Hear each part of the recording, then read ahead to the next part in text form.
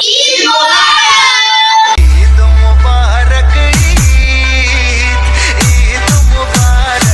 মোবারক guys, আজকের ব্লগটা কিন্তু অনেক বেশি সুন্দর হতে যাচ্ছে। So till then stay with us. কিন্তু আমি এমন একজন মানুষের কাছ থেকে সালামি পেয়েছি যা কখনো কল্পনা করতে পারিনি। সাথে থাকছে আমার এই ছোট্ট পেট নিয়ে বিশাল খাওয়া দাওয়া কিভাবে করলাম, কই গিয়ে করলাম। ঈদের দিন ছোট্ট একটা পেট হলে কি হবে, অনেক বেশি খাওয়া দাওয়া করতে হয়, নতুবা কেউ কেউ তো অনেক অনেক বেশি মন খারাপ করে। গাইস, আজকে আমার এই ড্রেসটা অনেকে জিজ্ঞেস করেছে যে আমি এই ড্রেসটা কোথা থেকে নিয়েছি, তাই আমি আজকে বলেই দিব কোথা থেকে নিয়েছি। ড্রেসটা কালার ছিল লেমন, আর ড্রেসটা ছিল অনেক বেশি কমফোর্টেবল, একদম সুতি সিল্কের মধ্যে, আর অন্যটা ছিল অর্গানজা। এই গরমের মধ্যে গর্জিয়াস আরামদায়ক ড্রেস কিন্তু এটাই ছিল। আমি নিয়েছি ফ্যাশনেবল ড্রেসেস পেজ থেকে। সাইজটা ছিল 46, আমি এটাকে চাপিয়ে নিয়েছি। গাইস, এটা বিগ সাইজ ছিল, তো আমার এই সাইজটা লাগতো না। আমাদের জন্য আমার ডেসক্রিপশন বক্সে লিংক দিয়ে দিলাম, দেখে নিও। বান্ধবী মিলে চিন্তা করেছিলাম আমরা যতই দূরে থাকি কিন্তু হাতে কিন্তু একই রকম স্টাইলে মেহেদি লাগাবো। সো লাগিয়ে ফেলেছি। আমাদের দুই বান্ধবী মেহেদি কেমন আছে অবশ্যই কমেন্টস করে জানাবে। আর গাইস, আমি একজন স্পেশাল কারো কাছ থেকে সালামি পেয়েছি, সেটা হচ্ছে আমার প্রিয় ফ্রেন্ড। থ্যাংক ইউ সাদিয়া, এত সুন্দর করে সালামি পাঠানোর জন্য। আমার বেস্টি আমাকে অনেক বেশি ভালোবাসে। আসলে টাকা বা সালামি এইসবের জন্য না, কিন্তু মনের যে একটা টান ভালোবাসা, এটাই অনেক। তুই আমাকে সালামি না পাঠায় সারা জীবন আমাকে এভাবে ভালোবাসবে, আমি এটাই চাই। তোর জন্য অনেক দোয়া ভালোবাসা রইলো। আর আজকে কিন্তু আমিও তোকে সালামি পাঠিয়ে দিয়েছি, কিন্তু টাকা না, ওটা ছিল আমার ভালোবাসা। সালামনি আজকে নতুন একটা ডেজার্ট বানিয়েছি, এটা তোমাদেরকে রিলস আগে দেখিয়ে ফেলেছি।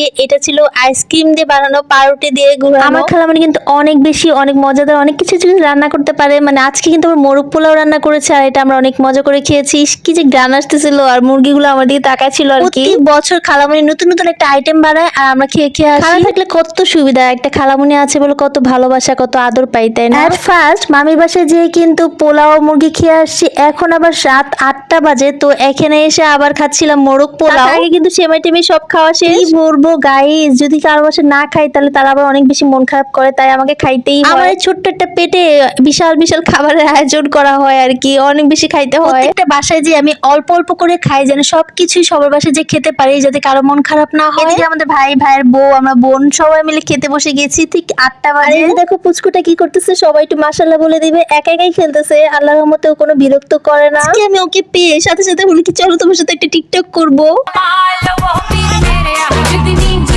খালামণির সাথে কিছু ছবি টবি তুলে তারপর চলে গেছিলাম প্রিয় আন্টির বাসায়।